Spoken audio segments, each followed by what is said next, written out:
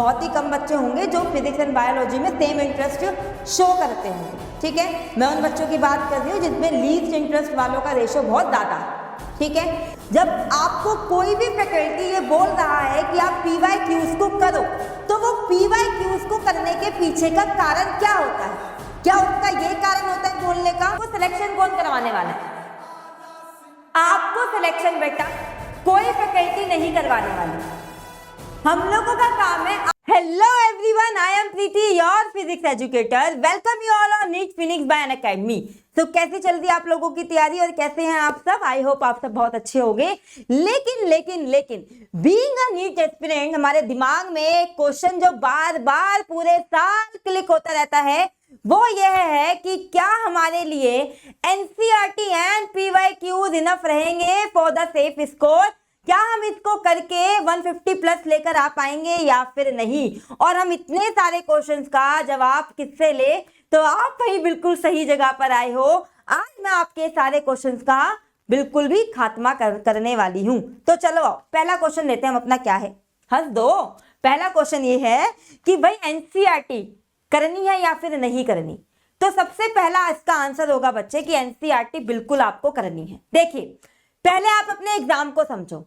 आपके एग्जाम में 3 सब्जेक्ट आने वाले हैं, that is physics, chemistry and bio. ठीक है, मैंने फर्स्ट नंबर पे फिजिक्स क्यों रखा है? क्योंकि कहीं ना कहीं बेटा ये आपकी रैंक डिसाइड करता है। बायोलॉजी आप बहुत अच्छे से कर लेते हो, आपको अच्छा लगता है वो सब्जेक्ट, तो आपको वो करना अच्छा लगता है, तो वो इजीली हो जाता है। लेकिन वहां पे भी बच्चे आपको ये रखना है कि आपका वहां पे एक भी क्वेश्चन गलत ना हो। Same for chemistry. लेकिन फिजिक्स में यहाँ पर आके बच्चे कहीं ना कहीं एक क्या आपका क्या होता है, गेम चेंजर हो जाता है। गेम चेंज करती है आपका फिजिक्स। यस, 120 नंबर बेटा सब ले आते हैं। बहुत सारे बच्चे जो आपके नीट के एग्जाम की तैयारी कर रहे हैं वो 120 नंबर ले आते हैं, लेकिन खेल ही शुरू होता है 120 के बाद। क्योंकि लास्ट के बच्चे वो जो क्वेश्चन होते हैं ना पेपर में अबव एवरेज, जिसे आप कहते हो, जिसे आप बहुत टफ क्वेश्चन कहते हो, जो आपके पेपर में 5-7 फिजिक्स के क्वेश्चन आएंगे, वही आपकी रैंक डिसाइड करेगा। वही आपकी कॉन्सेप्ट की डीपनेस को डिसाइड करेगा, कितने अच्छे से आप कॉन्सेप्ट करके आए हो। तो पहला क्वेश्चन कि आपको एनसीईआरटी करनी है या नहीं करनी? जी हाँ, आपको बिल्कुल एनसीईआरटी करनी है। दूसरा क्वेश्चन, क्या आपको एनसीईआरटी खुद से करनी है? नहीं, आपको एनसीईआरटी खुद से नहीं करनी। मैं स्पेशली नीट वाले बच्चों को एनसीईआरटी खुद से करने के लिए इसलिए मना करती हूं। इसके 2 रीजन हैं। एक तो पहला रीजन ये, आपको फिजिक्स के अंदर बेटा बहुत लीस्ट इंटरेस्ट होता है, मानो चाहे ना मानो, है ना। मतलब बहुत ही कम बच्चे होंगे जो फिजिक्स एंड बायोलॉजी में सेम इंटरेस्ट शो करते होंगे। ठीक है, मैं उन बच्चों की बात कर रही हूँ जिसमें लीस्ट इंटरेस्ट वालों का रेशो बहुत ज्यादा है। ठीक है, लीस्ट इंटरेस्ट होने की वजह से आपको एनसीईआरटी, देखो एनसीईआरटी को समझना भी एक कला है। ठीक है, आप अगर बिना अपनी क्लासेस देखे, बिना अपने टीचर से समझे अगर आप फिजिक्स की एनसीईआरटी खोलोगे, तो फ्रैंकली स्पीकिंग आपसे मैं बिल्कुल सच बोल रही हूं ये बात, आपको एनसीईआरटी में से कुछ समझ नहीं आएगा और आप वहां पे डीमोटिवेट हो जाओगे कि हमसे फिजिक्स नहीं हो रही। एनसीईआरटी नीट वाले बच्चा कैसे करेगा, इसका भी एक पैटर्न है, वो पैटर्न मैं अभी बताऊंगी। तो सेकंड क्वेश्चन इज, एनसीईआरटी आपको खुद से नहीं करनी, किससे करनी है, कैसे करनी है, इस पर हम चर्चा करेंगे। ठीक है, अब एनसीईआरटी खुद से नहीं करनी, एक रीजन बता दिया, क्योंकि आपका लीस्ट इंटरेस्ट होता है। लीस्ट इंटरेस्ट होता है तो वहां पे कहीं ना कहीं आप नहीं उतना मजा कर पाते हो, आपकी इतनी समझ नहीं होती है सब्जेक्ट को लेकर। ठीक है, दूसरा रीजन ये, जो बच्चे मुझसे क्लासेस ले रहे हैं, ठीक है, उनको एनसीईआरटी करने की वैसे भी नीड नहीं होती, क्योंकि जो एनसीईआरटी में आपको करना होता है वो मैं क्लासेस के साथ उसकी क्लिप्स ले आती हूँ, साथ के साथ वो मैं आपको करवाती चलती हूँ। ये these are the 2 main reason मैं जो बच्चों को बोलती हूँ कि एनसीईआरटी खुद से नहीं करनी। पहला वाला मेन था क्योंकि वो आपको समझ में नहीं आने वाला, एक लाइन के अंदर 10 मतलब होते हैं, आपको इतना नहीं है फिजिक्स में एक्सपर्टीज कि आप वो चीज समझ पाओगे। ये बात समझ में आ गया। तीसरा क्वेश्चन कि मैम एनसीईआरटी में क्या करना है, आपको खुद से नहीं करनी है, समझ में आ गया। और आपको कब करनी है मैं अभी आपको बताऊंगी। लेकिन एनसीईआरटी में से अगर आप खुद भी करना चाहते हो तो आपको क्या करना है, ये मेन क्वेश्चन है। तो दीज आर दी पॉइंट्स जो आपको एनसीईआरटी से बच्चे करने हैं। पहला क्या है, समरी। आपको जब आपका क्लास के अंदर जहां से भी आप अपनी क्लासेस ले रहे हो नीट की, फिजिक्स की, जब आपका क्लास के अंदर चैप्टर खत्म हो जाता है, देन बच्चे आपको अपनी एनसीईआरटी का वो पर्टिकुलर चैप्टर पिक करना है, वहां से सबसे पहले आपको समरी करनी है, ठीक है। समरी के बाद आपको पॉइंट्स टू पॉइंटर पे जाना है, ठीक है। चैप्टर के अंदर जो भी ग्राफ है, जो भी आपको टेबल्स दी हुई है, उसको आप थोरोली अच्छे से रीड करोगे, जो कि मैं आपको क्लासेस में साथ के साथ करवाती रहती हूँ, ठीक है। नेक्स्ट है बच्चे, आपको जो इंटेक्स क्वेश्चन है या फिर जो एक्सरसाइज क्वेश्चन है, उसको स्किप आपको बिल्कुल भी नहीं करना है, ठीक है। ये एक पैटर्न है करने का। सबसे पहले आपको अपने क्लास का करना है, जहां से भी आप अपनी क्लासेस ले रहे हो, वहां से अपने जो भी आप पर्टिकुलर फैकल्टी आपको क्लास दे रहा है, वहां से आपको पूरा चैप्टर को अच्छे से समझना है, ठीक है। न्यूमेरिकल प्रैक्टिस करनी है, डीपीपीस को सॉल्व करना है, देन बच्चे आपको एनसीईआरटी को ओपन करना है, ठीक है। उसको ओपन करते ही जो भी आप पर्टिकुलर चैप्टर खोलोगे, उसमें पहले आपको समरी करनी है, देन आपको पीओपी करने हैं, पॉइंट्स टू पॉइंटर, पी करने हैं, पॉइंट्स टू पॉइंटर, देन बच्चे आपको ग्राफ करने हैं, देन बच्चे आपको exercise question both Intex and जो एक्सरसाइज के दोनों करने हैं। अब यहाँ पे एक क्वेश्चन निकल कर आता है, क्या आपको एग्जाम्पलर करनी है? आपको एग्जाम्पलर बिल्कुल भी नहीं करनी, ठीक है। अब एनसीईआरटी में बच्चे एक चीज और समझना, बच्चे क्या करते हैं, एक एक लाइन बायोलॉजी की तरह फिजिक्स में नहीं करनी होती, क्योंकि यहां बेटा फर्क है। आपका जो नीट का एग्जाम है बच्चे, उसके अंदर फिजिक्स में न्यूमेरिकल आएंगे, ना तो कोई डेरिवेशन आएगी, ना कोई डेफिनेशन आएगी, वहां पे मेरे प्यारे बच्चे आएगा आपके न्यूमेरिकल्स। तो आपको ज्यादा फोकस न्यूमेरिकल पे रखना है, रादर देन बच्चे आप डेफिनेशन एंड डेरिवेशन पे फोकस करो, ठीक है। तो एनसीईआरटी में आपको डूब नहीं जाना है, जैसे मैं बता रही हूं आपको वैसे करना है।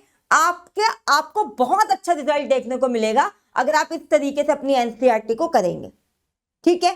क्लियर होगी बात। अब नेक्स्ट क्वेश्चन बच्चे आपका क्या आता है, पीवाईक्यूज। अच्छा, अब अगर मैं आपसे एक क्वेश्चन करूं, सच्ची सच्ची अपने दिल पे हाथ रख के बताना कि आप पीवाईक्यूज क्यों करते हो। जब आपको कोई भी फैकल्टी ये बोल रहा है कि आप पीवाईक्यूज को करो, तो वो पीवाईक्यूज को करने के पीछे का कारण क्या होता है?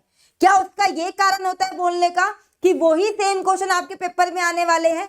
आपको क्या लगता है? मुझे ऐसा लगता है कि जब मैं पीवाईक्यूज करती थी अपने क्लास 11 में किसी पर्टिकुलर एग्जाम के लिए, तो मेरे दिमाग में कहीं ना कहीं ये रहता था बच्चे कि शायद ये क्वेश्चन रिपीट हो जाए, लेकिन वो आप बिल्कुल, अगर आप वैसा सोच रहे हो तो आप बिल्कुल गलत हो, ठीक है।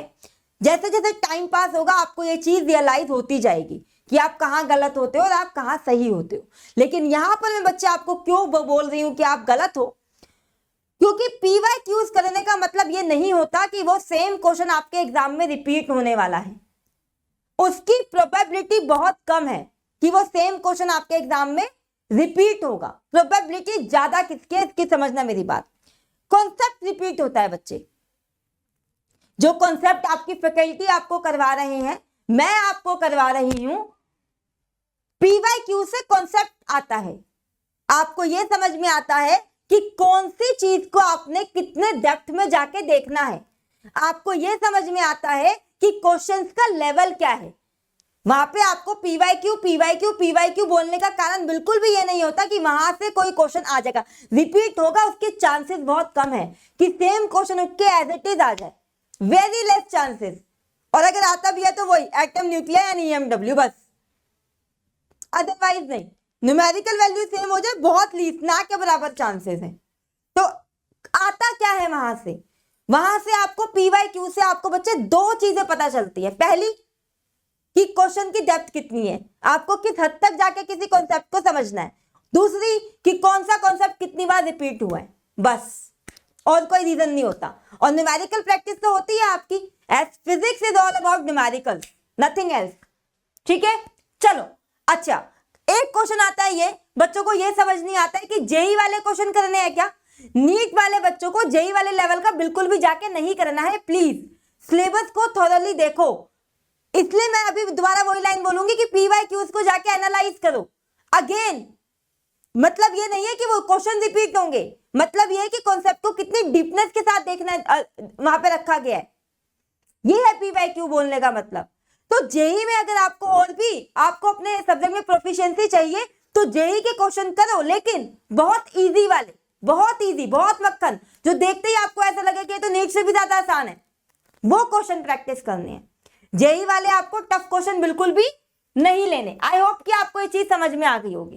अब आपको तैयारी, अब यहां सुनना मेरी बात, आप बहुत सारी चीजें इकट्ठी कर लो, आप 100 बुक्स लेकर आ जाओ, 10 जगह से कोचिंग ले लो, ठीक है, बहुत सारी चीजें कर रहे हो, उसका कोई मतलब नहीं है बेटा अनटिल एंड अनलेस आप फिजिक्स के अंदर क्वेश्चंस की प्रैक्टिस नहीं कर रहे हो। वो सारी चीजें बेकार है, ठीक है। और जो भी बच्चे आपने अपने लिए चूज किया है, चाहे वो आपकी किताब हो, चाहे वो आपकी क्लास की फैकल्टी हो, कोई भी चीज, उसके ऊपर पूरे साल विश्वास रखो, ठीक है।